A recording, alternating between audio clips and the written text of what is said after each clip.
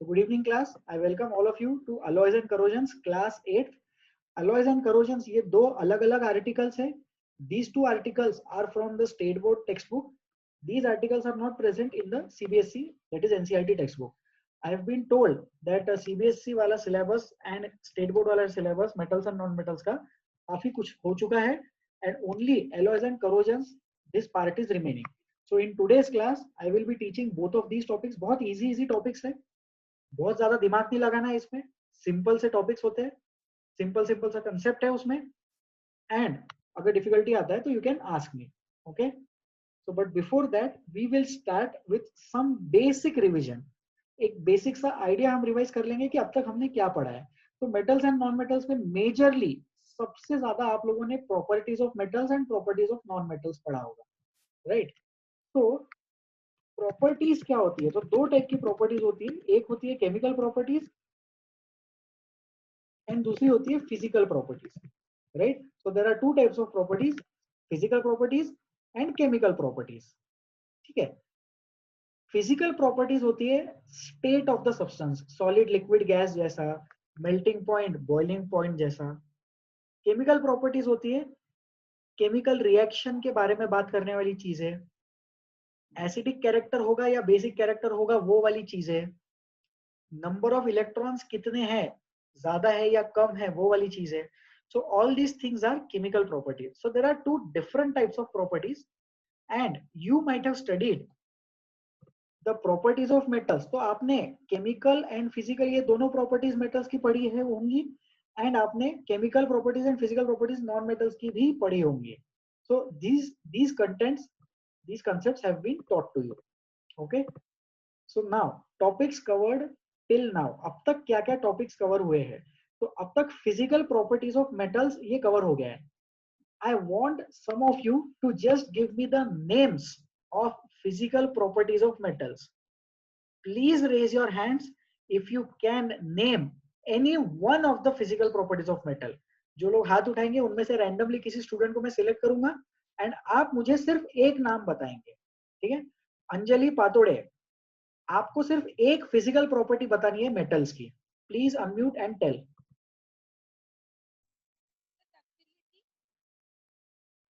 Anjali, I cannot hear you properly.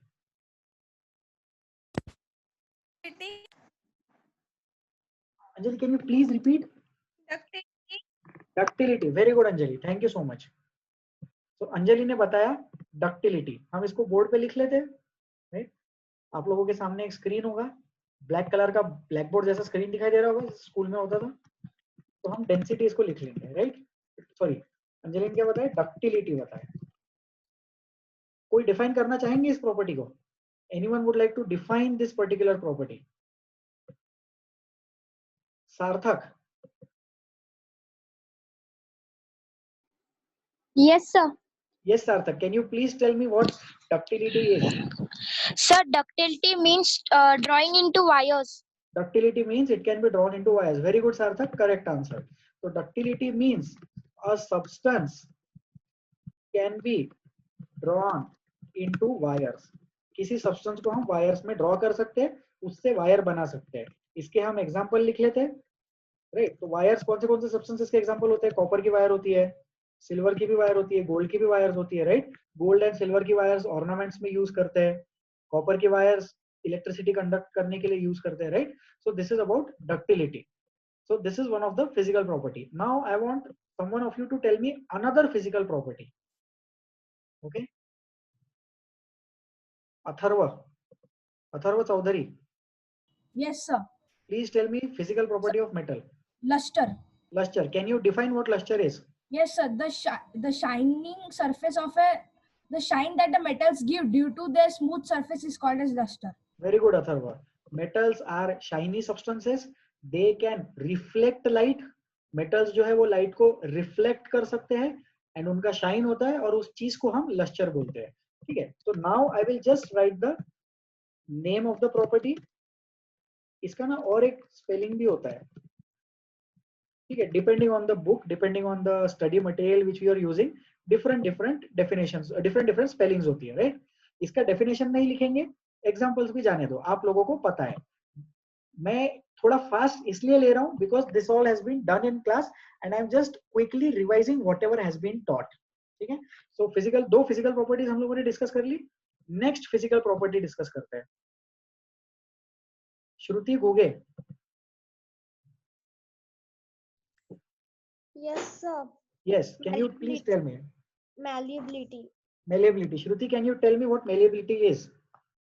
So the property of any material that can be drawn into thin sheets. ठीक है, that can be drawn into thin sheets. Correct answer Shruti. But अगर हम drawn की जगह beaten into sheets लिखेंगे तो थोड़ा ज्यादा बेटर हो जाएगा. ओके, क्योंकि ड्रॉ करते हैं वायर्स में एंड बीट करके बीटन इनटू शीट्स. ड्रॉ किया जाता है वायर्स में एंड किसी चीज को बीट अप करते हैं, हैमरिंग करते हैं, तो उस चीज को बोलते हैं बीटन इनटू शीट्स. ओके, सो बीटिंग किया जाता है, उस प्रोसेस को बोलते हैं हैमरिंग. हैमरिंग करने से metals can be beaten into sheets and that process is called as malleability. Okay, now I don't know whether you all are familiar with this or not, लेकिन हमारे जमाने में ना टॉम एंड जेरी एक cartoon बहुत ज्यादा famous हुआ करता था. शायद आप लोगों ने भी देखा होगा, नहीं देखा होगा तो एटलीस्ट सुना तो होगा ही. तो टॉम एंड जेरी में क्या होता है कि जब टॉम कहीं पे चल के जा रहा होता है एंड सामने एकदम से कोई दीवार आ जाती है या अगर बहुत बड़ा दरवाजा आ जाता है, तो टॉम क्या होता है, टॉम एकदम फ्लैट हो जाता है. ऐसा लगता है कि टॉम एक कैट नहीं है, एक 3 डायमेंशनल ऑब्जेक्ट नहीं है, एकदम बिल्कुल पतला पेपर जैसा हो जाता है. क्यों हो गया वो? बिकॉज टॉम एकदम से दरवाजे में जाके हैमरिंग जैसा हो गया. टॉम को दरवाजा बहुत जोर से किसी ने मार दिया एंड उसकी वजह से क्या हो गया, it was beaten into sheet. Right, drawn into wires नहीं हुआ, बीटन इनटू शीट हुआ, हैमरिंग हुआ. So I hope this is okay and this example is also fine with everyone in the class. Do we have another physical property? क्या metal का और कोई physical property है? Let's see who would like to tell any other physical property of metal. Azizur Rahman. Yes, sir. Sir, Yes, sir. sonority. Sonority, can you define what sonority is? A substance on striking, it produces ringing sound. This ringing sound is called as sonority. Very good, correct. Thank you, आपका sir. आपका नाम क्या, अजीज नाम है या रहमान? क्या बुलाऊं मैं आपको, अजीज बुलाओ या रहमान बुलाओ? सर आप मुझे अजीज और रहमान बुलाओ. आप रहमान भी बुला सकते हैं, अजीज भी बुला सकते हैं. बहुत बढ़िया, ठीक है. तो आपको रहमान बुलाते हैं. तो रहमान ने करेक्ट आंसर दिया है. सोनोरिटी के बारे में उन्होंने डिस्कस किया है. आई गेस रहमान के पास में टेक्स्ट बुक सामने था इसलिए उन्होंने डेफिनेशन बताया. But that is okay, that is a very good thing. आप लोग क्लास जब अटेंड करते हो तो टेक्स्ट बुक आप लोगों के पास में होना चाहिए. Even though if you are answering from the textbook, that is perfectly fine. You should have your textbook with you whenever you are attending a particular class. Especially मेरे lectures में तो textbook रखना ही आप लोगों ने साथ में. सर कौन सा textbook रखेंगे? NCERT textbook and state board textbook, ये दोनों textbooks आप लोगों को साथ में रखना है. तो इन्होंने करेक्ट आंसर दिया. सोनोरिटी के बारे में इन्होंने डिस्कस किया है. रिंगिंग साउंड होता है, राइट? मेटल्स को अगर हिट करते हैं तो उसका रिंगिंग साउंड आता है and that thing is called as sonority. So this was another physical property of metal. Okay, so now I think that is sufficient. इसके अलावा भी बहुत सारी physical properties है, but we are not interested in discussing that. आप लोगों ने वो चीजें पहले पढ़ ली है. So let's go to the physical properties of non-metals. अब हम non-metals के physical properties discuss करते हैं. Okay, so please raise your hands. मेरी कोशिश ये रहेगी कि सबको क्लास में बोलने का मौका मिले. आई विल डेफिनेटली ट्राई कि किसी एक स्टूडेंट को 2 बार या 3 बार बोलने का मौका ना मिले जब बाकी स्टूडेंट्स आंसर देना चाहते हैं तो. Okay, so Atharva Joshi, please unmute. Atharva, are you there? Would you like to tell any physical property of non metal? Yes, sir. Melting and boiling point. Okay, so melting and boiling point क्या physical property क्या है उसमें? Sir, there is a point where metal melts or boils. That point is called as the metal's boiling point or melting point. Yes, very good, correct answer. तो ये जो आपने definition बताई, ये तो मेल्टिंग और बॉइलिंग पॉइंट की बताई ना. इसमें नॉन मेटल्स का क्या है? Sir, कुछ नॉन मेटल्स हो सकते हैं ना. ठीक है, एक्चुअली क्या है जो आपने बताया वो करेक्ट था, बट आपने मेल्टिंग पॉइंट का और बॉइलिंग पॉइंट का डेफिनेशन बताया. नॉन मेटल्स का कंसेप्ट ये है कि non metals have low melting and boiling points. सब लोग बोर्ड पे देखेंगे ब्लू कलर में कुछ लिखा जा रहा है, please pay attention on the screen, नीचे की तरफ बीच में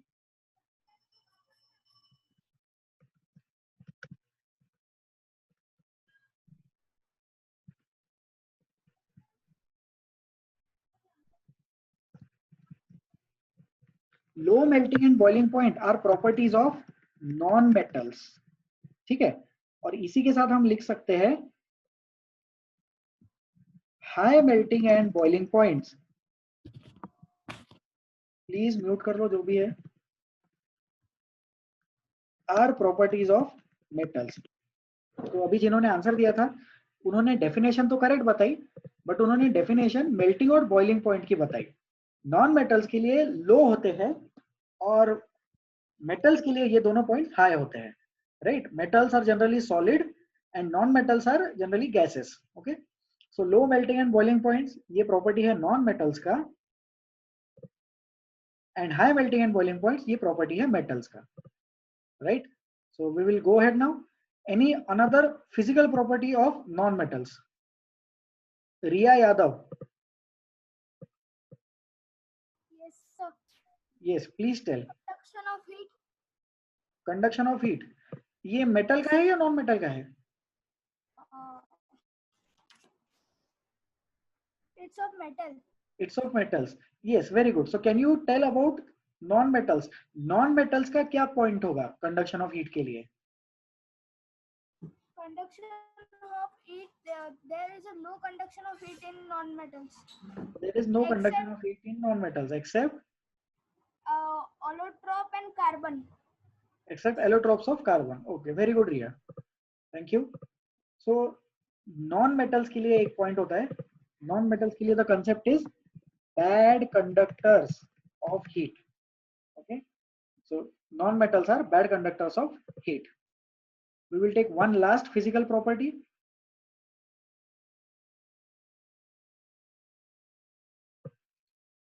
Gargi Joshi, Gargi or Gargi.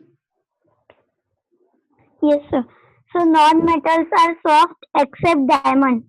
Non-metals are soft except diamond. Very good. Correct answer. Non-metals are soft except diamonds. तो metals क्या होते हैं? Metals are generally hard and non-metals are generally soft. So this is another physical property of non-metals. ठीक है, so that is sufficient. Revise हो गया हम लोगों का। आप लोग टेक्स्ट बुक से बाद में रीड कर सकते हैं और उसको लर्न कर सकते हैं। You are required to learn the physical properties of metals and you are required to learn the physical properties of non metals as well. Okay, so now let's discuss chemical properties of metals. तो यहाँ पे मैंने कुछ chemical properties mention की है। I delete all this. So I have mentioned some chemical properties of metals over here. Metals have an ability to donate electrons. तो ये आप लोगों ने पढ़ा होगा, जो सोडियम होता है वो सोडियम क्या कर सकता है? इलेक्ट्रॉन डोनेट कर सकता है। यहाँ पे हमने क्या लिखा है? ये एक सोडियम का आयन बन गया। This is an ion of sodium and this is a free electron. Okay, please hold one second. This is a free है, free electron. Okay, so this is a free electron and ये क्या है? ये है cation. This is a positively charged ion. This also you might have studied. So cation and free electron are produced from a metal. तो concept क्या है? Concept is metals have an ability to donate electrons. metals जो है वो electron को donate कर सकते हैं। Okay, so any doubts in this property? Please raise your hands if you have any difficulty right now. अगर आंसर देने के लिए आपने हाथ उठाया था तो अब उसको नीचे कर लो। Please lower your hands. Everyone please lower your hands.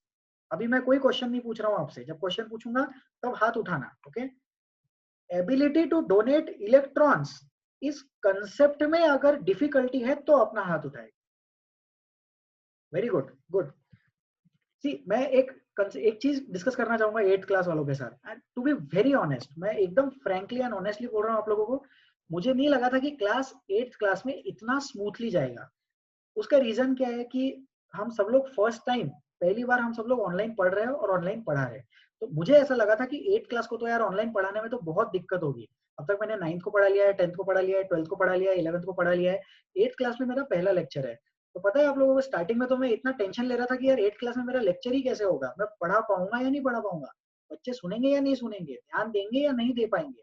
But मैंने अभी बोला हाथ उठाओ तो सबने हाथ उठा लिया। मैंने बोला हाथ नीचे कर लो, जब डाउट रहेगा तो ही हाथ उठाना, अगर आंसर देना है तो ही हाथ उठाना। तो आप लोग बहुत अच्छे से कोऑपरेट कर रहे हो, so I would like to thank you all for that. Now coming back to the topic, ability to donate electrons में अगर डाउट है तो हाथ उठाओ। Raise your hand if you have difficulty in this concept, ability to donate electrons. Yes Gauri, please ask your doubt. Can you explain it again? I was just disconnected because of the problem of connectivity. Okay, you were disconnected, so no problem. This concept has already been taught. I will just revise this for you. See, this is a metal. एक metal है, sodium is a metal. Sodium can donate electron. Okay, sodium क्या कर सकता है, electron को donate कर सकता है. So this property is called ability to donate electrons. आप लोगों को ये पता होगा कि metals have 1, 2 or 3 electrons in outermost orbit. Metals के पास एक इलेक्ट्रॉन या 2 इलेक्ट्रॉन या 3 इलेक्ट्रॉन्स होते हैं आउटरमोस्ट ऑर्बिट में. You might be familiar with this concept. तो अगर एक इलेक्ट्रॉन या 2 इलेक्ट्रॉन या 3 इलेक्ट्रॉन होते हैं तो वो क्या होता है, इजीली डोनेट कर सकता है. It can donate it very easily. Okay, Sonali please ask. Sir, I have a doubt that how can we get that which electron can give and which electron we can take? So metals can give electrons and non-metals can take electron. Okay, non-metal. Sonali, please reply.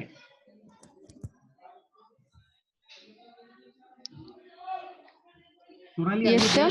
Yes, metals can donate electrons and non-metals can accept electrons. Okay.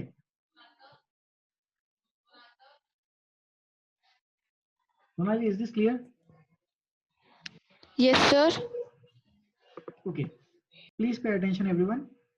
Metals जो होते हैं वो electrons donate कर सकते हैं and non metals जो होते हैं वो इलेक्ट्रॉन्स एक्सेप्ट कर सकते हैं.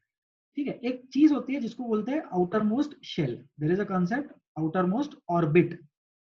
मेटल्स में क्या होता है, आउटर मोस्ट ऑर्बिट में एक इलेक्ट्रॉन या 2 इलेक्ट्रॉन या 3 इलेक्ट्रॉन होते हैं बस. नॉन मेटल्स में क्या होता है, नॉन मेटल्स है 4, 5, 6, 7 electrons in outer most orbit. जो नॉन मेटल्स होते हैं उसमें 4, 5, 6, 7 इलेक्ट्रॉन्स होते हैं आउटर मोस्ट ऑर्बिट में. तो उसकी वजह से क्या होता है, non metals can accept electrons and metals can donate electrons. Metals जो है वो इलेक्ट्रॉन्स डोनेट कर सकते हैं and non metals can accept electrons. So I hope this is clear. Krishna, please ask. Sir, any exceptions for means accepting the electrons to non-metals, ma'am? Sir, sorry. Yes, please go ahead. Non-metals can accept electrons. Correct. उसके आगे? No, sir. That only I am saying. Is it right? Yes, this is correct. Non-metals can accept electrons. Metals can donate electrons. This is perfectly right. Okay, sir. Clear, sir. Okay. Thank you, Krishna. Om. Om, please ask. Carbon can give electron, no sir. The carbon cannot give electrons. Carbon can only take electrons. Okay, carbon cannot give electrons. Carbon is a non-metal. It can only take electrons or it can only share electrons. It cannot give electrons. Okay, Om. ठीक है. Let's go ahead. Moving ahead. First point हो गया हम लोगों का discuss. Now we will go to the next point. Ability to form oxides. तो oxides का मतलब क्या होता है, ऑक्सीजन के साथ रिएक्ट कर सकते हैं. I will give you one example.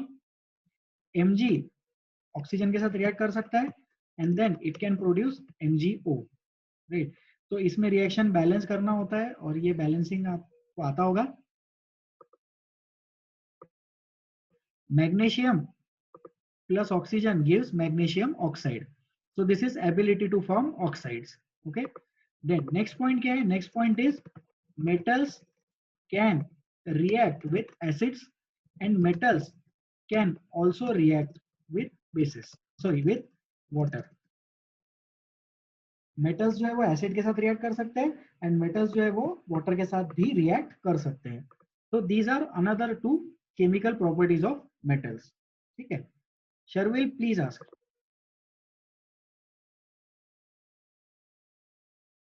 Sharvil Mende, are we connected? Please ask your doubt. Seems like we are not connected to Sharvil.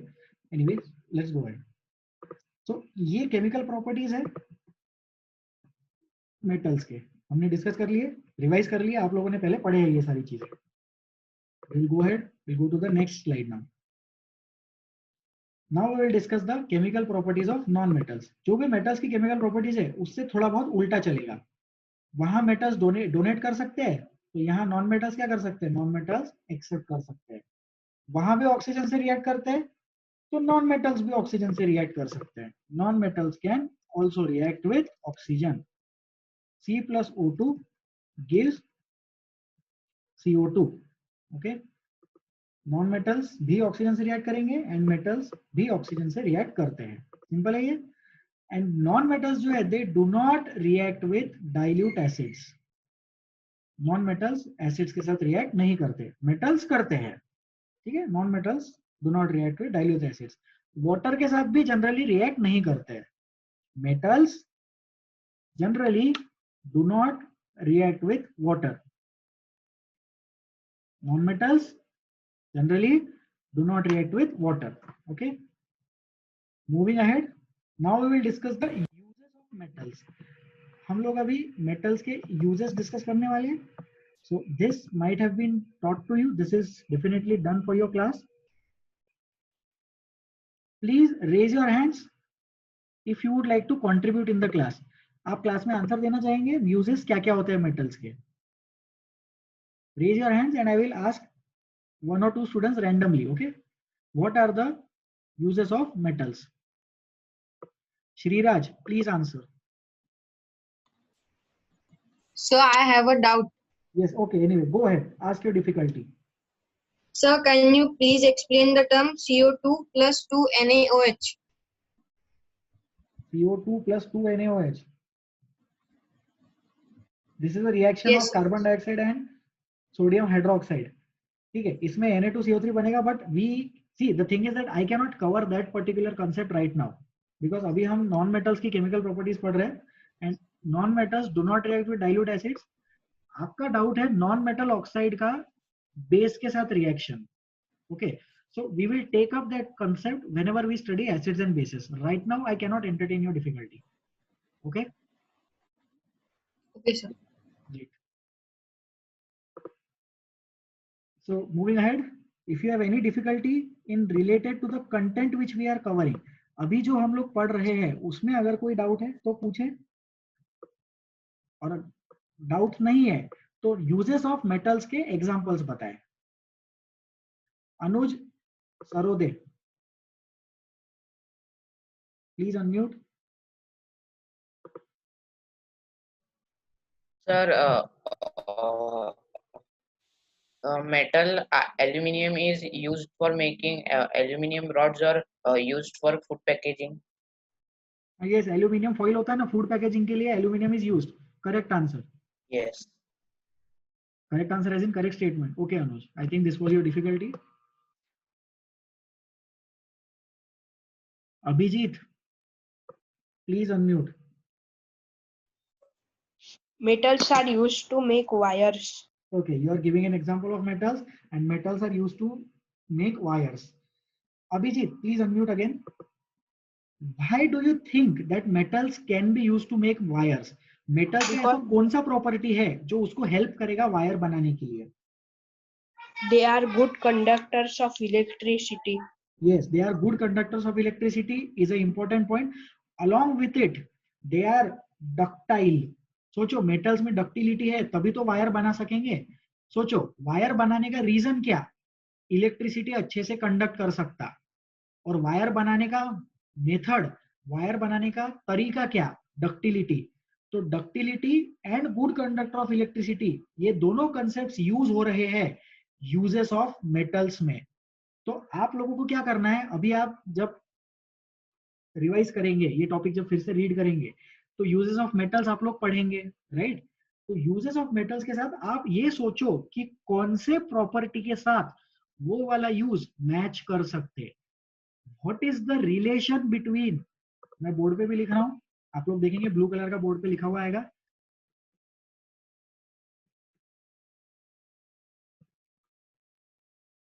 What is the relation between metal का properties and uses of metals.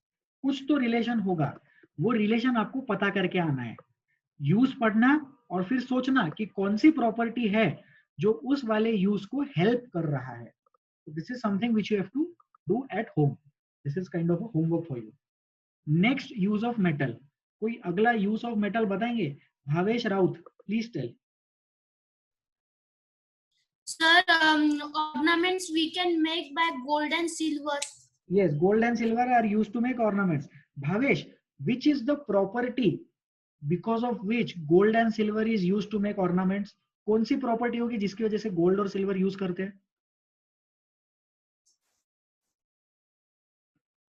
Bhavesh, I cannot hear you. I think he's not able to answer. Atharva Mirge, आप सोचेंगे इस पे? Atharva, please think on this question. ऐसी कौन सी property है जिसकी वजह से? Yes, sir. Atharva, your question is which is the property because of which gold and silver is used to make ornaments? Sir, high malleability. Yes, high malleability, very good. It can be beaten into sheets. और भी कोई property होगी?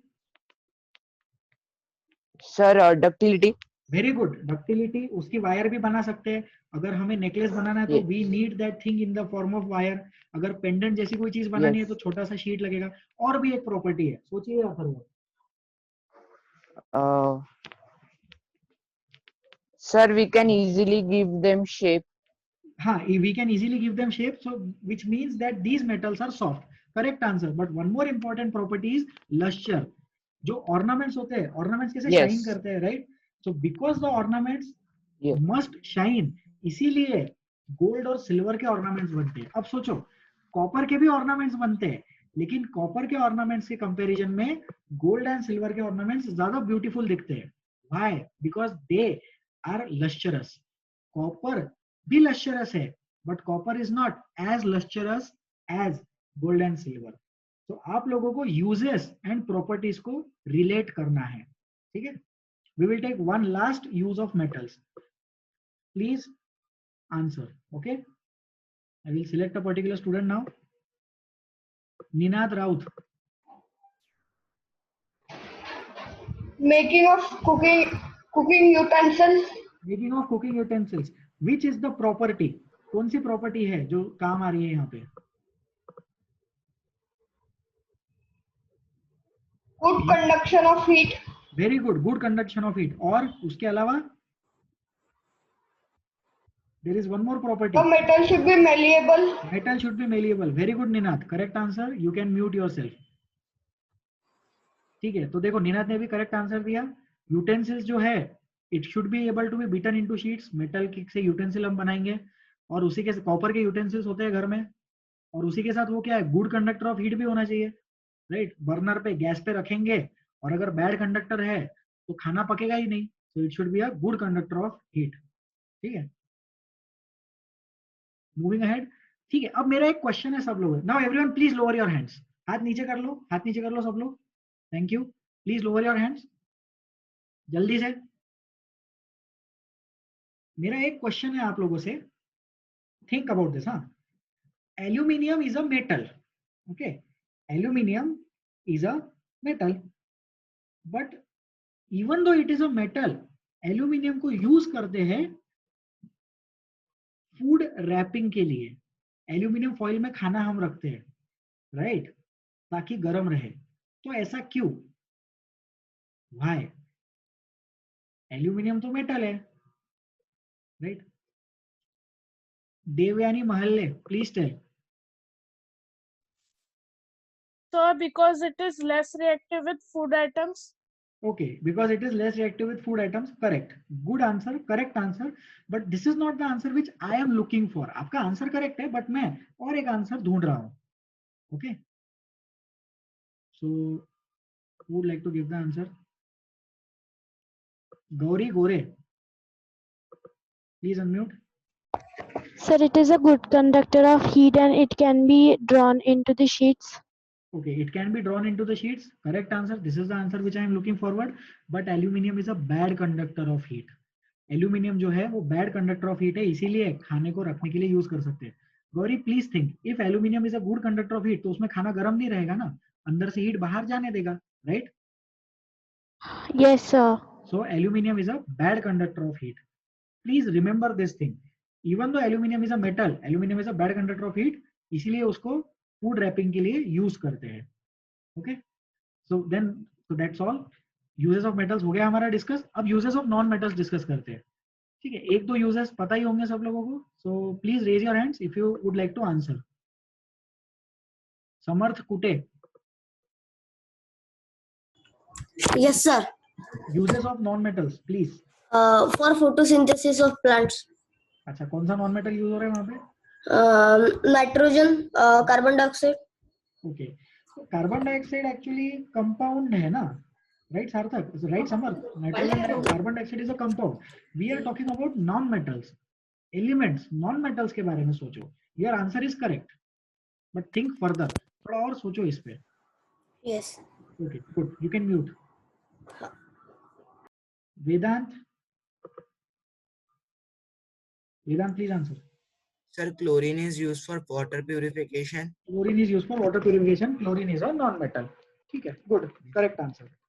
अब chlorine का कोई ऐसा property नहीं है जो नॉन मेटल जो प्यूरिफिकेशन के लिए यूज हो रहा है. मतलब क्लोरीन वैसे ही डिसइंफेक्टेंट है तो प्यूरिफिकेशन के लिए यूज हो जाता है, बट क्लोरीन का कोई ऐसा प्रॉपर्टी नहीं है जिसको हम रिलेट, मतलब नॉन मेटल का कोई ऐसा प्रॉपर्टी नहीं है जिसको हम रिलेट कर पाए. तो मैं ये कहना चाह रहा हूँ, the point which I am trying to tell you all is कि ये जो रिलेशन पता करना है ना, वो सिर्फ मेटल प्रॉपर्टीज और मेटल यूजेस में ही आएगा. ऐसा रिलेशन नॉन मेटल प्रॉपर्टी और नॉन मेटल यूजेस में इतना इजीली डेवलप नहीं होने वाला है. ठीक है, so uses of non metal एक हमने डिस्कस कर लिया. Chlorine is used for purification of water. Let's go to the next example. Next uses of non metal. Gargi Kulkarni. Yes, sir. Sir, non-metals are used in making firecrackers. Non-metals are used in making firecrackers. Can you give an example? कोई example है आपके पास? Yes, sir. Sulfur, phosphorus. Very good. Sulfur and phosphorus are non-metals. They are used to make firecrackers. Good, correct answer. Mangeshi Khumkar. Yes, sir. We use the non-metals in making fertilizers. Non-metals are used in making fertilizers. Any example of a non-metal which is used to make fertilizer? Sir, nitrogen and phosphorus. Nitrogen and phosphorus. Correct answer. तो जिन्होंने photosynthesis वाला example दिया था, वो अगर carbon dioxide की जगह ये बोलते कि carbon is a non metal, oxygen is a non metal and a compound of these two non metals is used in photosynthesis, तो आंसर और करेक्ट हो जाता. मैंने उनको ये नहीं बोला कि आपका आंसर गलत है, मैंने बोला और इससे ज्यादा अच्छा आंसर लेके आओ.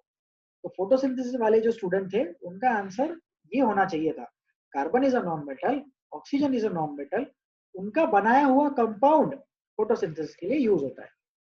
आई think that is sufficient for the uses of non metals. Let's go towards noble metals. अब नेक्स्ट पार्ट हम डिस्कस करेंगे व्हाट आर नोबल मेटल्स. तो नोबल मेटल्स क्या होते हैं? Who would like to answer? Shriya, would you like to answer? Very Shriya. Please unmute and answer. What are noble Yes, metals? sir.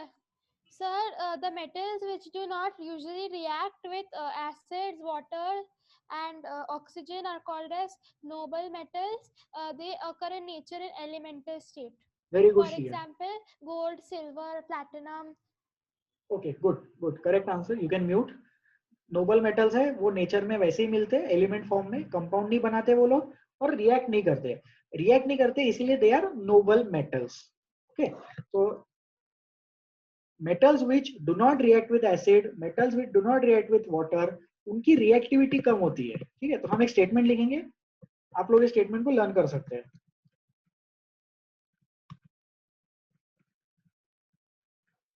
Reactivity of noble metals is very, very low. Please remember this statement. Okay, please remember the statement. Uses of noble metals. कौन बताएंगे? सोहम, please tell. Uses of non-metals. Uses of noble metals. Yes, sir. So gold is used for making ornaments. Yes, correct. Any other example? So silver is also used. Silver is also used for making ornaments. ठीक है. Correct answer. You can mute. कोई और uses है noble metals का? Text book में लिखा होगा आपके पास. देखो उसमें टेक्स्ट बुक में कहीं कुछ अच्छे से लिखा होगा. एक बहुत इंपॉर्टेंट पॉइंट होगा, इलेक्ट्रिकल इंस्ट्रूमेंट्स बनाने के लिए भी नोबल मेटल्स का यूज करते हैं. ठीक है, तो बोर्ड पे देखो, स्क्रीन पे लिखा जा रहा है, some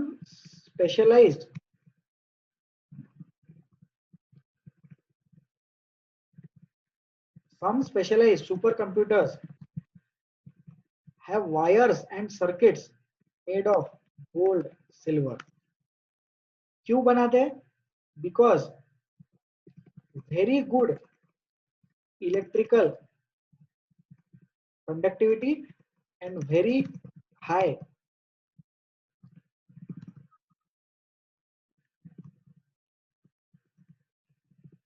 malleability and ductility. Okay, so this is an important point. ये एक important point है जो मैंने अभी बताया आप लोगों को. इसको मैं explain करता हूँ. कुछ स्पेशलाइज्ड सुपर कंप्यूटर्स होते हैं, बड़े बड़े कंप्यूटर्स जैसे नासा, इसरो में होते हैं. वहां पे जो कंप्यूटर बनते हैं उसमें हमारे घर के जैसे सर्किट नहीं होते, वैसी सिंपल वायर्स नहीं होती है. स्पेशलाइज्ड इंस्ट्रूमेंट्स है, बहुत ज्यादा महंगे इंस्ट्रूमेंट्स है, हाई पावर होता है, हाई कैपेसिटी होता है, इसलिए गोल्ड और सिल्वर के वायर्स यूज करते हैं. और उसका इलेक्ट्रिकल कंडक्टिविटी भी बहुत अच्छा है और उसका मेलेबिलिटी और डक्टिलिटी भी बहुत है. किसका? गोल्ड और सिल्वर का.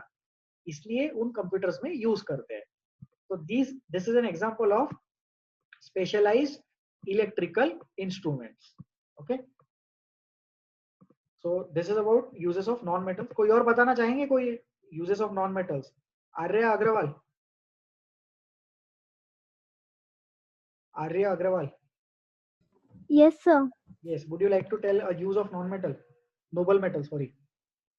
Sir, noble metals are used to prepare medicines.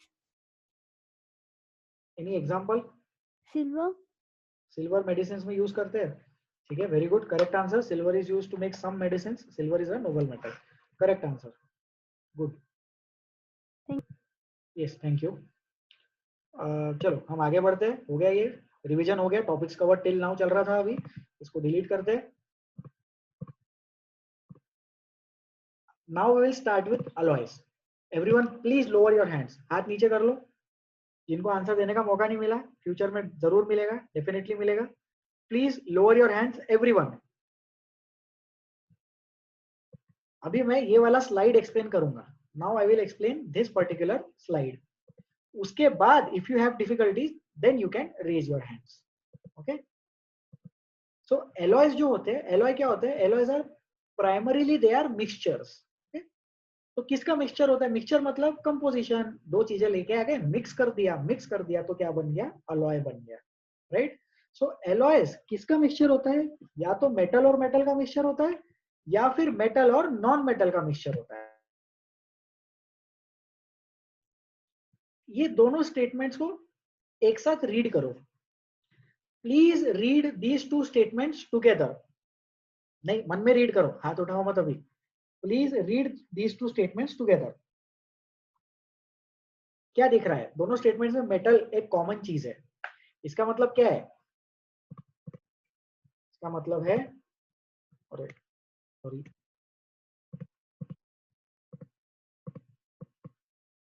meaning that metal is an important constituent of alloy. इस स्टेटमेंट का मतलब है मेटल जो है वो एक इंपॉर्टेंट कॉन्स्टिट्यूएंट है, बिना मेटल के एलॉय नहीं बनेगा, बिना नॉन मेटल के बन जाएगा, मेटल मेटल मिलके बना लेंगे, लेकिन नॉन मेटल के साथ भी मेटल लगेगा। Without a metal creating an alloy is not possible. Okay, फिर नॉन मेटल के मिक्सचर को क्या बोलते हैं? वो सिर्फ एक मिक्सचर है, उसको एलॉय नहीं बोलेंगे। ओके, तो इसका एक एग्जांपल ले लो, जैसे एयर इज अ मिक्सचर। क्यों? क्योंकि उसमें नॉन मेटल है, non metal oxygen and non metal nitrogen are present. और भी बहुत सारी चीजें प्रेजेंट है, लेकिन ऑक्सीजन और नाइट्रोजन दोनों नॉन मेटल है, दोनों एयर में प्रेजेंट है। तो एयर क्या है? एयर एक मिक्सचर है। ठीक है, अलॉय मतलब मेटल और नॉन मेटल होगा तो ही अलॉय बोलेंगे, या फिर मेटल और मेटल होगा तो ही अलॉय बोलेंगे। Is this clear? Then there is one more point, एक इंपॉर्टेंट कंसेप्ट छोटा सा जो बुक में नहीं लिखा है, आपके टेक्स्ट बुक में नहीं है, लेकिन हम यहाँ डिस्कस कर सकते हैं।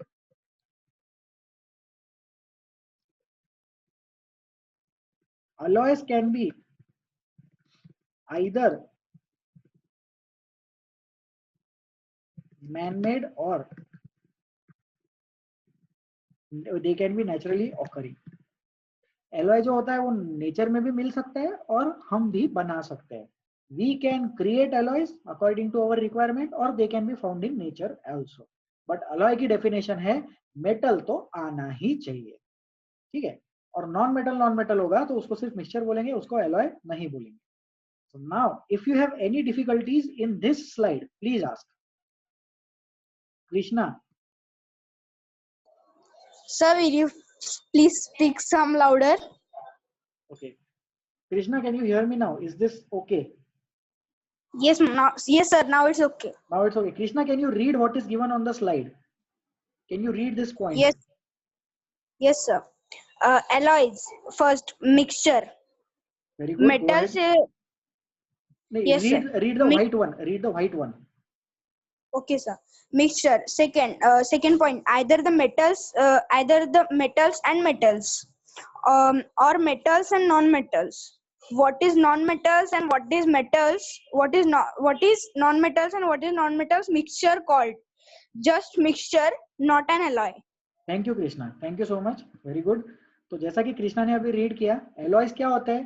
तो ये कुछ पॉइंट्स है, आप लोगों ने देखा होगा जो प्रेजेंटेशन होता है, पीपीटी फाइल जिसको हम बोलते हैं, माइक्रोसॉफ्ट वर्ड में जो एमएस ऑफिस में जो प्रेजेंटेशन बनाते हैं, उसमें हम सिर्फ इंपॉर्टेंट पॉइंट्स लिखते हैं। So I have not written the complete statement that alloy is a mixture, alloy is made up of metal and metal.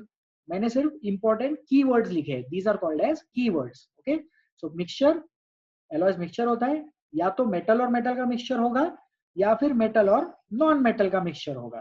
ठीक है, फिर नॉन मेटल और नॉन मेटल के मिक्सचर को क्या बोलते हैं? उसको कुछ नहीं बोलते, एलॉय नहीं बोलते, उसको सिर्फ मिक्सचर बोलते हैं। एंड इसमें इंपॉर्टेंट चीज क्या याद रखना है आपको?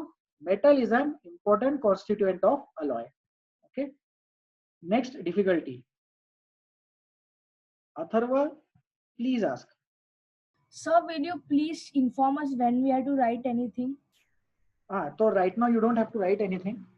Okay, so Atharva, the thing is that these slides will be shared. Group पे प्रेजेंटेशन शेयर हो जाएगा, आप नोट्स बाद में लिख सकते हैं। अगर कभी कुछ इंपॉर्टेंट लगा मुझे कि you have to write this down, so I will tell you to write it down, don't worry about it. Okay, since this is the first class with you all, मतलब जैसा मेरा ये पहला क्लास है आप लोगों के साथ, तो आपको पता नहीं होगा, but usually I don't want students to write in the class. इस क्लास का रिकॉर्डिंग यूट्यूब पे चला जाएगा, आप बाद में रिकॉर्डिंग सुन सकते हैं, उसमें आप नोट्स ले सकते हैं। ठीक है, any further difficulties in this particular slide? Okay, जिनका डाउट क्लियर हो जाता है, you can lower your hands. Anuj Sarode, please ask. Sir, are you able to hear me? Yes, Anuj, I can hear you. Sir, air is a homogeneous mixture or heterogeneous? Air is a homogeneous mixture of gases. Okay Anuj, air जो है वो homogeneous mixture है, उसमें nitrogen oxygen बहुत अच्छे से एकदम अच्छे से मिक्स किया हुआ है सब। अब जिन लोगों के लिए होमोजेनियस और हेट्रोजेनियस वर्ड नया है वो लोग सुने, शुगर इन वाटर होमोजीनियस है, लेकिन सैंड इन वाटर हेट्रोजीनियस है। तो अब ये क्या नया बता दिया आपने? थोड़ा थोड़ा समझ में आ रहा था, आपने पूरा कंसेप्ट ही चेंज कर दिया। तो डरो मत, इसको देखो। मान लो कि ये कंटेनर है, इस कंटेनर में वाटर है, रेड कलर का वाटर इमेजिन करो। अब इसमें अगर अपन शुगर डिसॉल्व कर दे तो वो शुगर पूरी तरफ डिसॉल्व हो जाएगी। तो उसको क्या बोलते हैं? That particular thing is called as uniform composition. Uniform composition, uniform composition का मतलब होता है होमोजीनियस। ठीक है। फिर जो दूसरा, अब दूसरा एग्जांपल क्या लेंगे हम? फिर पानी है, इधर लेफ्ट हैंड साइड में देखो, फिर कंटेनर है, कंटेनर में पानी है, रेड रेड कलर का पानी लगा दिया अपन ने। लेकिन इसमें क्या किया अपन ने? इसमें थोड़ी सी सैंड डाल दी। सैंड समझ में आता है सबको? सैंड मतलब पता है? रेत। थोड़ी सी रेत डाल दी तो रेत क्या होगी? रेत नीचे सेटल हो जाएगी। नीचे सेटल अगर हो गई तो इसका मतलब क्या हो गया? ये चीज हो गई non uniform composition. Non uniform composition को बोलते हैं हम लोग heterogeneous mixture. Okay, so non uniform composition heterogeneous mixture and uniform composition homogeneous mixture, right? So this is the thing, air is a homogeneous mixture. अच्छे से mix हो गया है, यूनिफॉर्म कंपोजिशन बन गया है। Next, Ishwari Pandey. Yes, sir. Sir, you said previously that aluminum is a poor conductor of heat. Yes. But sir, many people use aluminum utensil for cooking purpose and for other also. Yes, very good. There, yes, sir. But then it is a good conductor, no? It should be. So the thing is that pure aluminium, जो aluminium foil बनाने के लिए use करते हैं, that is a bad conductor. जो aluminium के utensils है, those are not actual aluminium, that is actually an alloy. Okay, so what we do is aluminium के साथ दूसरे भी मेटल्स यूज करते हैं। तो जो दूसरे मेटल्स है वो गुड कंडक्टर ऑफ इलेक्ट्रिसिटी होते हैं, प्योर एल्यूमिनियम के यूटेंसिल्स नहीं होते। Ishwari, is this clear? Yes, sir. Utensils are not made up of pure aluminium, but aluminium foil is made up of pure aluminium. Let me give you one more example. Okay, Ishwari, you can mute. Thank you, Ishwari, for your difficulty. Yes. सब लोगों के लिए देखो। हाँ, और एक चीज ये पहले भी बताया था, अगर कोई स्टूडेंट डाउट पूछते हैं तो मुझे उनका आंसर देना है, मैं आंसर दूंगा, जाहिर सी बात है। तो डाउट्स हम क्लास में क्यों लेते हैं? अगर मुझे सिर्फ उसी स्टूडेंट का डाउट क्लियर करना होता तो मैं उनसे टेलीफोन पे भी बात कर लेता, व्हाट्सएप पे मैसेज पे भी बात कर लेता। लेकिन डिफिकल्टी क्लास में इसलिए ली जाती है ताकि सब लोग सुने। So I want everyone to pay attention whenever a particular student is asking a difficulty. इसी डिफिकल्टी के रिस्पेक्ट में एक कंसेप्ट मैं बताना चाहूंगा। आप लोगों ने ये तो देखा है कि एल्यूमिनियम फॉइल यूज करते हैं, उसमें खाना गर्म रहता है, राइट? और एक छोटा सा एग्जाम्पल मैं बताता हूँ आपको। जब शादी वगैरह में जाते हैं, जब केटरिंग का खाना देखते हैं, डिनर वगैरह होता है या लंच होता है, तो वहां पे कंटेनर होता है, उसमें खाना होता है टेबल पे, राइट? उसके नीचे छोटा सा बर्नर होता है। वो बर्नर इसलिए होता है ताकि खाना हमेशा गर्म रहे। शादी में किसी के घर, किसी की शादी में हम जाते हैं तो वहां ठंडा खाना तो नहीं खिलाते हैं, तो वो खाना गर्म रहने के लिए कंटेनर को एक स्टैंड पे रखते हैं, स्टैंड के नीचे बर्नर लगाते हैं। और वो जो बर्नर रहता है, वो बर्नर कवर किया रहता है एल्यूमिनियम के फॉइल में। ध्यान से देखना कभी, नेक्स्ट टाइम जब कोरोना खत्म हो जाए और लोग शादियां करने लगे, शादियां अभी भी कर रहे हैं लोग, शादियों में बुलाने लगे, तब ध्यान से देखना कि वो जो बर्नर है, वो बर्नर जिस कंटेनर में रखा है, वो कंटेनर एल्यूमिनियम फॉइल से रैप्ड होता है। और वो एल्यूमिनियम फॉइल से क्यों रैप्ड होता है? क्योंकि केटरर वाले के पास बहुत सारा एल्यूमिनियम फॉइल होता है, और एल्यूमिनियम फॉइल बैड कंडक्टर है। उस कंटेनर को हाथ लगाओगे तो चटका नहीं लगेगा। अगर नॉर्मल कंटेनर है तो चटका लगेगा, क्योंकि उसके अंदर कोई चीज जल रही है, राइट? मिट्टी का दिया होता है, मिट्टी के दिए को हाथ लगाया तो चटका नहीं लगता, बिकॉज मिट्टी is a bad conductor of heat. सही बात है। लेकिन ऐसे इमेजिन करो, स्टील की कटोरी में कोई गर्म चीज है, या स्टील की कटोरी में एक कैंडल जला दी, तो वो स्टील की कटोरी से चटका लगने का चांस रहता है। वैसा एल्यूमिनियम से चांस नहीं रहता है, because aluminium is a bad conductor. फिर जो इन्होंने डाउट पूछा अभी, तो यूटेंसिल्स जो होते हैं, यूटेंसिल्स प्योर एल्यूमिनियम के नहीं बनते, इसीलिए जिसके बनते हैं तो ऐसी चीज के बनाएंगे जो गुड कंडक्टर है। बहुत अच्छा डिफिकल्टी था। अच्छा डाउट क्या होता है? अच्छा डाउट वो होता है जिससे क्लास में डिस्कशन स्टार्ट हो जाए। Okay, so we will go ahead, we will take one more difficulty now. Devyani, please ask. Devyani. Sir, yes. Sir, can you please give 2 examples, one of the naturally occurring alloy and one of man-made alloy? ठीक है, तो naturally occurring alloy का एकदम से मुझे याद नहीं आ रहा है अभी, but manmade alloy is stainless steel. Okay, जो स्टील होता है या स्टेनलेस स्टील होता है, that is a manmade alloy. I am not so sure about this, but I guess, फिर से बता रहा हूं, मेरा गेस है bronze is a naturally occurring alloy. Okay, bronze जो होता है it is a naturally occurring alloy, but I will have to check. ठीक है, फिर एक और चीज मैं इस पे बताना चाहूंगा कि मेटल्स का एक्सट्रैक्शन होता है, that process is called as metallurgy. Ores and minerals आप लोगों ने सुना होगा, तो जितने भी मिनरल्स होते हैं वो सारे एलॉयज होते हैं, because they are mixtures of metals. Deveni, was I able to clear your difficulty? Yes, sir. Good. So man-made metals, an example is stainless steel. Natural alloys, man-made metal नहीं, man-made alloy, an example is stainless steel. And natural alloy का example bronze हो सकता है। आप लोगों के लिए homework है, पता करके आना है कि ब्रॉन्ज क्या एग्जाम्पल बन सकता है, क्या नेचुरल एग्जाम्पल बन सकता है। ठीक है, एंड देन जितने भी minerals and non minerals and ores है जिससे एक्सट्रैक्शन कर सकते हैं, वो सारे मिनरल्स एंड ओर्स एलॉयज जैसे होते हैं। ठीक है, so we will take one more difficulty and then we will go ahead with the content now. Nilesh Kumar Pandit, please ask. Sir आपने अभी बोला ना कि मिट्टी के बर्तन गर्म नहीं होते, मिट्टी का दिया गर्म नहीं होता, ऐसा बोला मैंने। सर लेकिन फिर मिट्टी के बर्तन में तो खाना वगैरह भी बनता है सर। हाँ यार, वो मिट्टी तो दिए की अलग मिट्टी होगी और खाना बनाने की अलग मिट्टी होगी, या फिर ऐसा होगा कि मैंने जिस मिट्टी के दिए को हाथ लगाया उससे चटका नहीं लगा होगा। और एक इसका रीजन मैं ये बताता हूँ आपको कि जो मिट्टी का जो बर्तन होता है उसको ना मिट्टी का बर्तन गर्म करके बनाते, मतलब उसको बेकिंग किया जाता है और उसके बाद उसमें हीट कंडक्ट करने की प्रॉपर्टी आती होगी। आई am not very much sure about this, but मुझे इतना पता है कि जो मिट्टी का दिया बनता है वो दिया अलग टाइप से बनता है, बनाने का मेथड अलग है एज कम्पेयर टू बर्तन का मेथड। नीलेश, समझ में आया कि मैंने क्या बोला? हाँ सर। ठीक है, दिया जो रहता है वो चटका नहीं लगता, ये तो क्लियर है। This is I am very much sure कि दिए से चटका नहीं लगता, और कुछ मिट्टी के बर्तन में खाना भी बनाते हैं, ये भी बात सही है। तो कुछ प्रोसेस होता होगा बर्तन बनाने का अलग एज कम्पेयर टू दिया बनाने का प्रोसेस, इसीलिए मिट्टी के बर्तन थोड़े महंगे भी रहते हैं।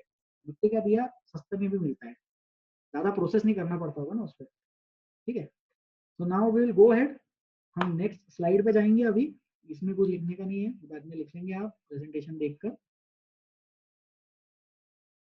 Now these sentences are taken from your state board textbook, क्योंकि alloys and corrosion NCERT में नहीं है, so these sentences are taken as it is from your textbook. मैं sentence read करूंगा और explain करूंगा। Homogeneous mixture of two or more metals or a homogeneous mixture of metal with non-metal is called as an alloy. Sir इसमें homogeneous क्या है? अभी बता दिया मैंने homogeneous क्या होता है। homogeneous का मतलब होता है uniform composition।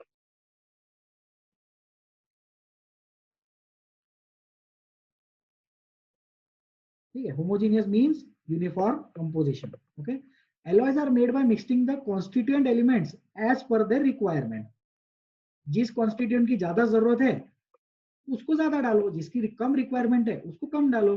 तो जैसे एल्यूमिनियम के बर्तन होंगे उसमें एल्यूमिनियम कम डालना पड़ेगा, जो मेटल ज्यादा इलेक्ट्रिसिटी कंडक्ट कर सकता या ज्यादा हीट कंडक्ट कर सकता वो वाले मेटल का क्वांटिटी ज्यादा होगा। For example, stainless steel utensils are used at home, are made of alloy of carbon, iron, chromium and nickel. Alloy bronze is formed from copper and tin. तो copper और tin के alloy को bronze बोलते हैं। ठीक है, and stainless steel is also an alloy, carbon, chromium, nickel, iron. ठीक है, तो इसमें कोई डाउट नहीं होगा आई सपोज। अगर फिर भी डाउट है तो you can raise your hands. Bhavesh Raut, Bhavesh please ask. Sir, can you speak more louder? यार और प्रॉब्लम आ रही है। 1 second Bhavesh. Yes, sir. Yes Bhavesh, please wait। Sir, can you speak more louder? Bhavesh, is this okay now? No, sir. Speaker का volume बढ़ा लो यार Bhavesh. Bhavesh 1 second।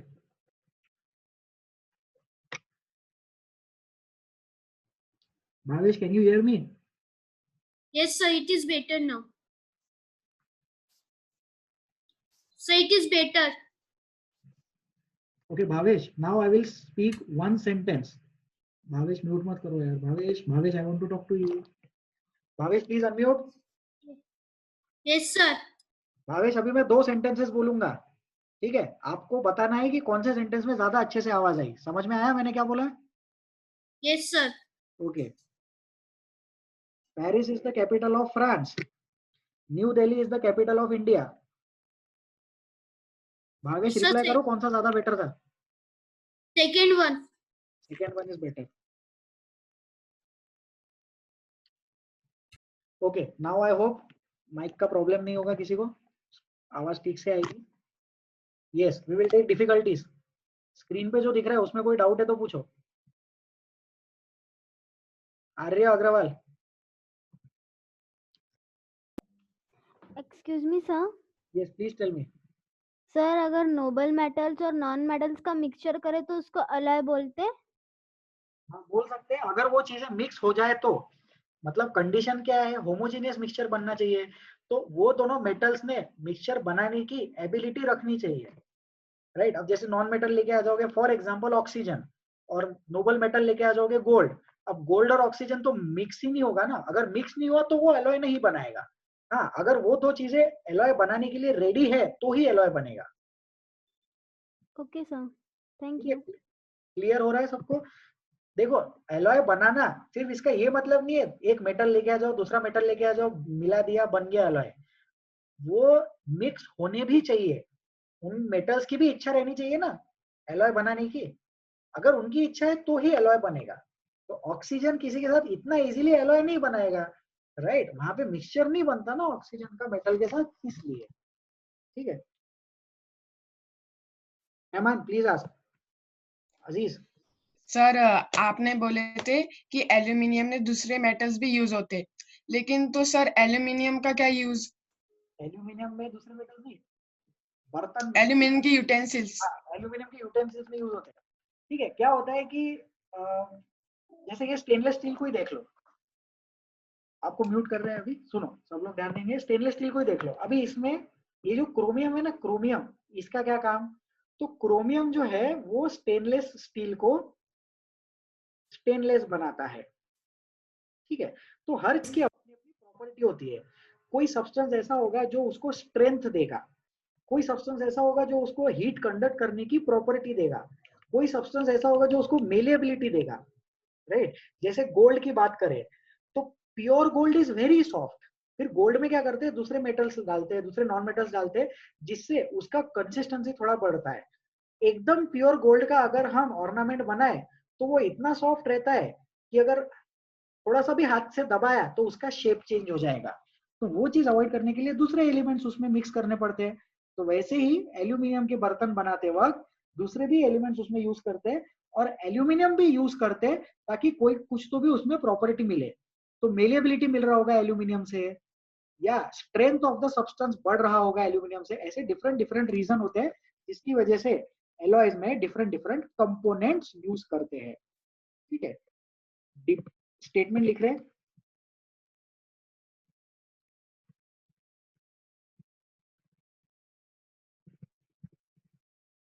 There are different properties which constituent elements provides to the alloy.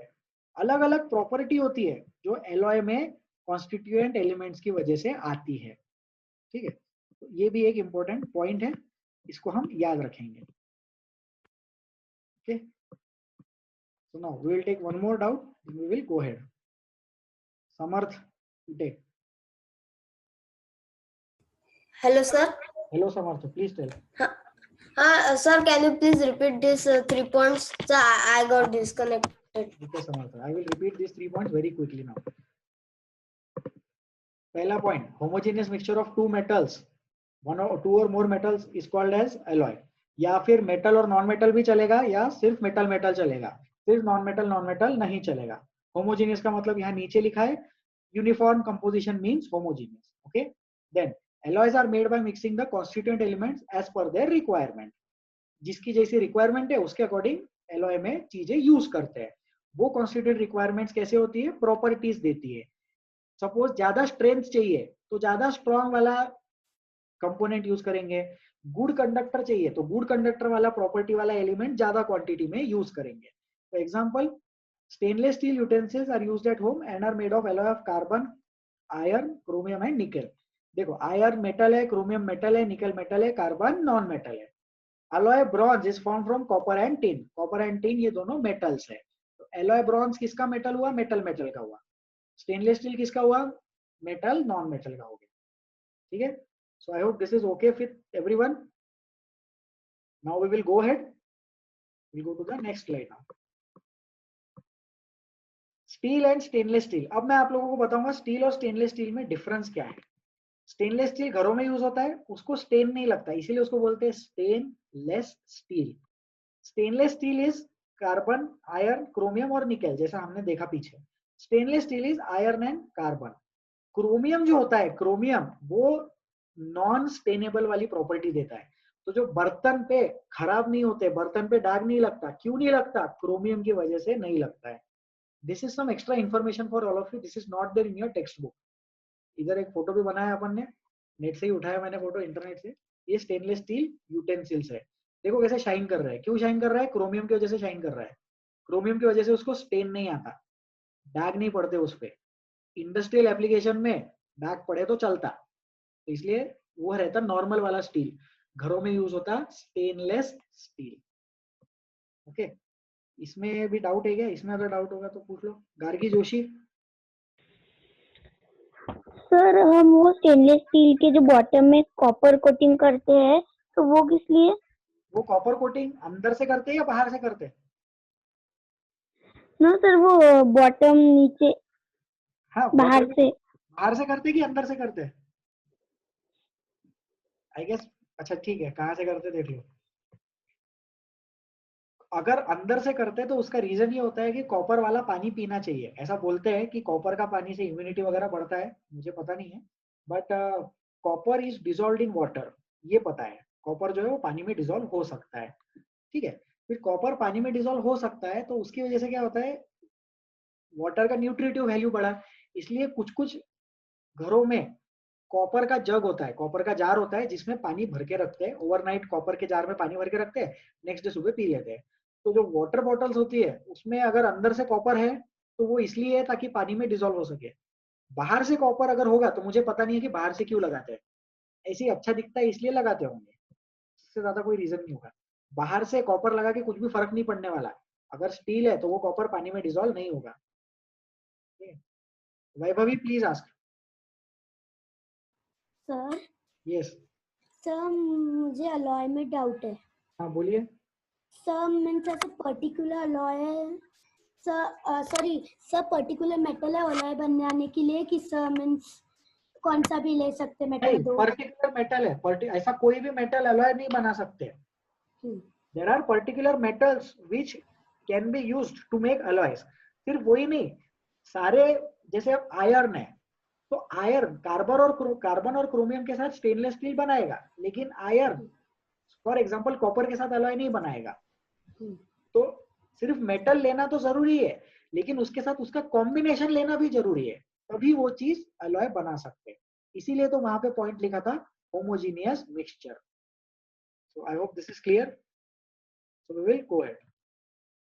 Easy था ये, इसमें बहुत ज्यादा doubt नहीं होगा. We will talk about corrosion now. Corrosion is another important property. Gases in the air react with metals in presence of moisture to form metal compounds. Metal gets affected by this process and undergo what is called as corrosion. Usually the metal compound is metal oxide. The process of corrosion reaction is metal oxide. तो होता क्या है कि अब जैसे metal है बाहर रखा हुआ है, आप लोगों ने देखा भी होगा घर में लोहे की खिड़की होती है, आयरन की विंडो है, ठीक है, अगर उसको पेंट नहीं किया तो वो क्या हो जाती है, रस्ट हो जाती है, खराब हो जाती है, उसको बोलते हैं करोजन। करोजन का मतलब ही होता है ऑक्सीजन से रिएक्ट करना, और ऑक्सीजन से रिएक्ट करने के बाद क्या कंपाउंड बनता है, मेटल ऑक्साइड बनता है, ठीक है। So the product of corrosion is metal oxide. अब ये ऑक्सीजन कहाँ से आया सर, तो वो गैस से आया, जो एयर है ना, एयर में CO2 वगैरह रहता है, ऑक्सीजन रहता है, नाइट्रोजन भी रहता है, लेकिन नाइट्रोजन इतना जल्दी रिएक्ट नहीं करता, but oxygen in the air, CO2 in the air, वो सारी चीजें क्या करती है, मेटल के साथ रिएक्ट करती है, और रिएक्ट करने का तो क्या करेगी, मेटल कंपाउंड बनाएगी, राइट। तो जो मेटल कंपाउंड है वो खराब हो जाता है, उसको बोलते हैं करोजन, ठीक है। फिर a reddish colored deposit is formed on iron by reaction with oxygen gas, इसको rust बोलते हैं, this is called as rust. Greenish colored deposit is formed on copper by reaction with CO2. Blackish colored deposit is formed on silver by reaction with H2S gas. Hydrogen sulphide से silver crore हो जाता और black colour का compound बनता, ठीक है। Carbon dioxide से copper rust हो जाता और उससे ग्रीन कंपाउंड बनता, और आयरन रस्ट होता ऑक्सीजन से, उससे रस्ट हो जाता, करोजन, ठीक है। सर ये CO2 कहाँ है, एयर में ही है। सर ये ऑक्सीजन कहाँ है, एयर में ही है। सर ये हाइड्रोजन सल्फाइड कहाँ है, ये भी एयर में है, लेकिन इसका क्वांटिटी कम है, बट थोड़ा तो रहता ही है। इसी की वजह से सिल्वर ऑर्नामेंट्स ब्लैकिश कलर के हो जाते हैं, बट सिल्वर धीरे धीरे ब्लैकिश होता है एज कंपेयर टू आयरन। लोहे का रॉड 2-3 महीने में इतना ज्यादा करोड़ हो जाएगा कि उसको अगर आप हाथ से मारोगे तो भी वो टूट जाएगा, करोजन से चीजें खराब हो जाती है। मेटल खत्म हो गया ना, पूरा का पूरा मेटल कंपाउंड में कन्वर्ट हो गया। स्टेटमेंट लिख रहे हैं, सुनेंगे सब, देखेंगे सब लोग।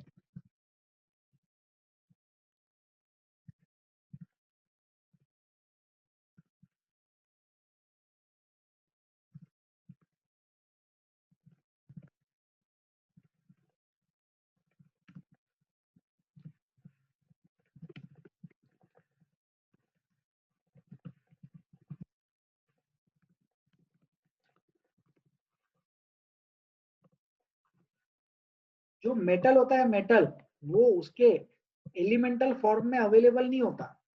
अब वो क्या हो गया, वो मेटल है ना, तो मेटल तो खत्म हो गया क्योंकि कंपाउंड बन गया, तो वो चीज not available in elemental form है, तो उससे क्या हो गया, मेटल खराब हो गया, हमारे काम में नहीं आएगा। एक बार आयरन रस्ट हो गया तो रस्टेड आयरन से कुछ नहीं कर सकते, उतना आयरन खराब हो गया, it cannot be reused. Rusting वाले प्रोसेस को रिवर्स नहीं कर सकते, ठीक है। सो नेक्स्ट कुछ इमेजेस है,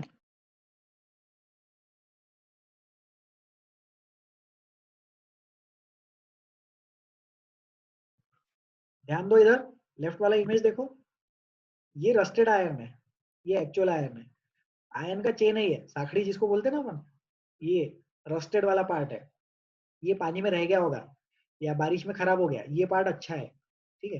ये देखो ये आयरन यहाँ पे रस्ट हो गया, राइट, ये रस्टेड पार्ट है, खराब हो गया ये पूरा। Metals get converted to metal oxides or other compounds because of corrosion. Thus the metal is not available in its elemental form. ये elemental form में available नहीं है। Easy है ये। Next, ये corroded copper है। देखो ग्रीन ग्रीन कलर का कैसा लेयर बन गया उस पे। कॉपर पता है ना रेडिश कलर का रहता है, ये कॉपर है, ये वाली चीज कॉपर है, ये ग्रीन कलर का करोडेड कॉपर है। खराब हो गया ये, एक बार खराब हो गया तो वापस से कॉपर नहीं बना सकते उसका, कार्बन डाइऑक्साइड से इसने रिएक्ट कर लिया। ये एक बहुत फेमस एग्जांपल है, ये है स्टैच्यू ऑफ लिबर्टी आज के डेट में, ये है स्टैच्यू ऑफ लिबर्टी बहुत पुराना, ये ऐसा हो गया, ग्रीन हो गया पूरा। क्यों हो गया? क्योंकि कार्बन डाइऑक्साइड से कॉपर ने रिएक्ट किया। जब फ्रांस ने यूएसए को स्टैच्यू ऑफ लिबर्टी गिफ्ट किया था तो कॉपर का बना के भेजा था, अब वो पूरा का पूरा करोड़ हो चुका है, रस्ट हो चुका है, ठीक है, तो रस्ट होने की वजह से अब statue of liberty green colour का है। जब गिफ्ट मिला था तब ग्रीन कलर का नहीं था, तो कॉपर का था, तो मतलब रेडिश कलर का था। ठीक है, अब कुछ लोग डाउट पूछेंगे कि सर वो जमाने में कलर फोटोग्राफ था क्या, कलर कैमरा था क्या? तो वो जमाने में ब्लैक एंड व्हाइट कैमरा था, लेकिन ये बाद में इमेज फोटोशॉप किया है। ठीक है, जब गिफ्ट दिया था तब कॉपर का दिया था। Statue of Liberty is made up of copper, but it is green in colour because of corrosion. So this is one of the world famous examples of corrosion. ठीक है, अब डाउट्स लेते हैं। Raise your hands if you have anything to discuss. अगर आप कुछ discuss करना चाहेंगे तो आप डाउट पूछिए। यश पाड़िया, प्लीज आस्क। अभी तक कितने लेसन हो गए? क्या बोल रहे हो यश? सर अभी तक कितने लेसन हो गए? मैं न्यू एडमिशन हूँ तो। सर एक ही लेसन हुआ है अभी तक तो केमिस्ट्री में, मेटल्स और नॉन मेटल्स। आज वो भी हो जाएगा। ठीक है, पहले ही लेसन चल रहा है अभी तो। अभिषेक मुड़े। Yes sir. Please ask. जल्दी हो गया। सर ये स्टैच्यू ऑफ लिबर्टी करोड़ हो गया, तो वो दिल्ली का आयरन पिलर अब तक करोड़ नहीं हुआ सर, ऐसा क्यों? पता नहीं सर, देख के बताऊंगा मैं दिल्ली का आयरन पिलर करोड़ क्यों नहीं हुआ। ठीक है अभिषेक? हाँ सर। ओके, ये स्टैच्यू ऑफ लिबर्टी कॉपर का था। ठीक है,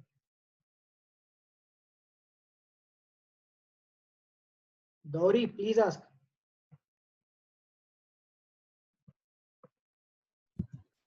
सर वो आयरन पिलर इसीलिए नहीं लाइक वो करोड़ हुआ था क्योंकि वो एलॉय से बना था। ठीक है, जिनका डाउट था शायद आंसर मिल गया होगा। दिल्ली का आयरन पिलर इसलिए करोड़ नहीं हुआ क्योंकि वो एलॉय का बना था। तो एलॉय में दूसरा कॉन्स्टिट्यूएंट ऐसा यूज किया होगा जो कि प्रॉपर्टी प्रोवाइड कर रहा होगा करोड़ न होने की। ठीक है, नेक्स्ट डिफिकल्टी लेंगे सोहम। सर जैसे कि एक्सक्यूज मी सर। हाँ सर, हाँ सोहम बोलिए। हाँ सर, जैसे कि आपने बोला ना कि अगर एक मेटल को वो करोड़ हो गया तो वो हाथ से भी टूट सकता। सिर्फ आयरन के केस में ऐसा है, कोई भी मेटल हाथ से भी नहीं टूट सकता करोड़ होने के बाद। आयरन का रॉड रस्ट होने के बाद खराब हो जाता। Okay sir. ठीक है, मतलब जो भी जितनी भी चीजें करोड़ होती वो सारी की सारी खराब होती, लेकिन सारी की सारी ब्रेक हो जाएगी हाथ से, ये नहीं बोला मैंने। सिर्फ आयरन की चीज ब्रेक हो जाएगी, क्योंकि करोड़ होने के बाद जो कंपाउंड बना आयरन के कंपाउंड को बोलते हैं रस्ट, और जो रस्ट होता है वो बहुत ज्यादा ब्रिटल होता है। अलग अलग कंपाउंड्स का करोडेड वाला चीज ब्रिटल नहीं भी हो सकता है। जैसे यही देख लो, कॉपर जो है वो कॉपर का करोडेड वाला पार्ट है ना ये। फिर अगर ये आयरन की चीज हाथ लगाने से टूट गई तो फिर ये भी तो टूट जाना चाहिए था अब तक, ये तो नहीं टूटा ना। तो ऐसा होता होगा कि कॉपर वाली चीज करोड़ होने के बाद भी स्ट्रॉन्ग होती होगी। दूसरा रीजन और एक ये है नहीं टूटने का कि इसके ये जो है ये पूरा का पूरा कॉपर का नहीं है, इसका सिर्फ आउटर लेयर कॉपर का है। अंदर ये नॉर्मल कंस्ट्रक्शन जैसा है, घरों के जैसा है। इसके अंदर सीढ़ियां भी है, पायरा भी है, लोग ऊपर तक जाते भी इसमें। फिर उसके ऊपर लेयर कॉपर की है। ठीक है, will take one last difficulty. Gargi Joshi. Sir हम आयरन को रस्ट होने के लिए उसके ऊपर जिंक की कोटिंग करते हैं, वैसे कॉपर के ऊपर उसे रस्ट होने के लिए मतलब कुछ सब्सटेंस नहीं लगा सकते क्या? लगा सकते, बिल्कुल लगा सकते। हम देखेंगे अभी क्या प्रोसेस होता है, क्या हम क्या कर सकते हैं जिससे कि कॉपर की चीज रस्ट ना हो। और दूसरी भी और एक चीज होती है कि अगर कॉपर की चीज रस्ट हो भी जाए तो उसके ऊपर से रस्ट निकालने के लिए क्या प्रोसेस होता है वो भी हम अभी देखने वाले हैं। ठीक है, तो वी विल गो अहेड। ये हो गया, डायग्राम देख लिया सबने। अब प्रिवेंशन ऑफ करोजन। तो पहले तो मुझे ये बताओ कि करोजन प्रिवेंट करने की जरूरत क्या है। तो करोजन प्रिवेंट करने की जरूरत है मेटल को बचाना। अब मेटल क्या होता है ना, मेटल बहुत महंगा होता है। अपन जमीन के अंदर से खोद के निकालते हैं, एक्सट्रैक्शन करते हैं, माइनिंग करते हैं, बहुत ज्यादा पैसा लगाते हैं और फिर मेटल मिलता है। वो मेटल मिलने के बाद उसको बचाना पड़ता है, नहीं तो करोड़ हो जाएगा तो खराब हो जाएगा। तो फॉर इकोनॉमिकल रीजंस हम मेटल को करोड़ होने से बचाना चाहते हैं। खिड़की है, हर 2 साल में बारिश में खराब हो जाती है, हर 2 साल में खिड़की बदलनी पड़ेगी, खर्चा बढ़ जाएगा ना, मेहनत लग जाएगी। उससे अच्छा क्या करते हैं, उसके करोजन को बचाते हैं। तो करोजन को कैसे बचाते हैं, एक स्टूडेंट ने अभी आंसर दिया, क्वेश्चन पूछा था इनफैक्ट उन्होंने, तो हाउ। तो या तो हम उस पर कोटिंग करते हैं, पेंटिंग करते हैं, या फिर आयरन के ऊपर जिंक प्लेट करते हैं, उससे क्या होता है, उससे करोजन बच जाता है। तो to prevent corrosion of metals, layers of oil, grease, varnish and paint are applied on them. Also plating with another non-corroding metal is done. Iron is arrested by zinc plating. तो होता क्या है, zinc लगा देते हैं। अब जैसे मान लो, प्लीज पे अटेंशन, ध्यान दो इधर। इमेजिन करो कि ये एक आयरन का रॉड है, ठीक है, ये आयरन का रॉड है, ये करोड़ हो सकता है। अब अगर ये करोड़ हो सकता है तो अपन ने क्या, आयरन ये कलर का नहीं रहता, मैंने एग्जांपल बनाया है, क्या करते हैं, इसको हम क्या करते हैं, ऐसे कवर लगा देते हैं जिंक का। इसको बोलते हैं जिंक का इलेक्ट्रोप्लेटिंग करना। उसकी वजह से क्या हुआ, उसकी वजह से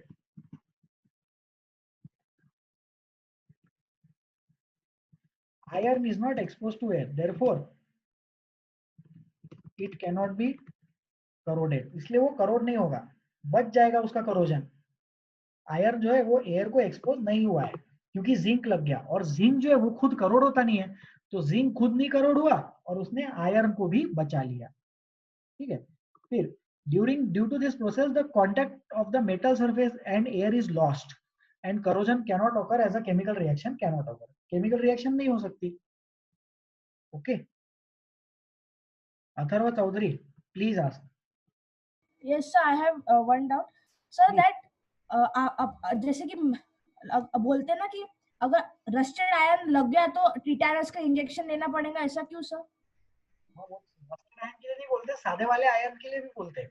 क्या होता है कि एक्चुअली टिटेनस का इंजेक्शन कब बोलते हैं, अगर हाथ वगैरह कट गया तो, मतलब बेसिकली ये रहता है कि रस्टेड आयरन बोलो या सादा आयरन बोलो या कोई भी मेटल बोलो, इनफैक्ट घर में जो चाकू रहता है ना, नाइफ, वो नाइफ से भी अगर कट हो जाए तो ऐसा बोलते हैं कि टिटेनस का इंजेक्शन देना चाहिए। नाइफ तो आयरन का नहीं बना है, उसका रीजन ये रहता है कि मेटल के ऊपर बैक्टीरिया वगैरह होता है, कुछ इंप्यूरिटी होती है, वायरस होगा, तो वो ब्लड स्ट्रीम के अंदर जाता है, उस चीज को फाइट करने के लिए टिटेनस का इंजेक्शन देते हैं। मेजरली टिटेनस का इंजेक्शन रस्टेड आयरन के लिए देते हैं because that may be harmful for the blood stream, ठीक है। This is my okay. अब मैं एक स्टेटमेंट बोलूंगा, that statement is my assumption. क्या होता है कि आयरन, ब्लड में भी बहुत सारा आयरन होता है, हेमोग्लोबिन आप लोगों ने नाम सुना होगा, तो वो वाला आयरन कहीं गलती से करोड़ ना हो जाए इसलिए टिटेनस का इंजेक्शन देते होंगे, ऐसा मुझे लगता है। आई am not so sure about this, bio वालों से डिस्कस करना, बट ब्लड स्ट्रीम को प्रोटेक्ट करने के लिए टिटेनस का इंजेक्शन देते हैं, ये मुझे पता है, ठीक है। And again I would request, please restrict your difficulties to the content which is being taught. Krishna. Sir, I am saying that, sir, up till how many time this class is, sir, because the phone's battery is very low. हो गया sir, 2 minute में खत्म कर देंगे। Okay, sir. Maximum 1 or 2 minutes now, ठीक है। ये ऐसे प्रिवेंट करते करोजन को, जो हो गया। थैंक यू आ गया। तो thank you all for attending the class. If you have any further difficulties, please restrict your difficulties for the next class। Difficulty जमा करके रखो। Homework, please read the topic, read metals and non metals, अच्छे से read करो, दोनों किताबों में से रीड करो। Non metals, read this topic from both NCERT and state board, दोनों किताबों से रीड करो।